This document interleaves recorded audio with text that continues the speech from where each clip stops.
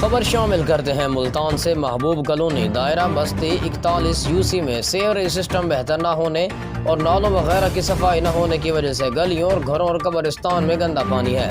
علاقہ مکینوں کا کہنا تھا کہ یہ مسئلہ 40 سال پرانا ہے، لیکن ابھی تک اس علاقے کا مسئلہ حل نہیں ہو سکا۔ پچھلے دنوں علاقے میں گندے پانی میں کرنٹ آنے کی وجہ سے بچے کی جان چلی گئی۔ علاقہ مکینوں کا مزید یہ بھی کہنا تھا کہ علاقے میں کوڑا اٹھانے کوئی نہیں آتا، اگر آتا ہے تو ان لوگوں کو کوڑا اٹھایا جاتا ہے جو خرچہ دیتے ہیں۔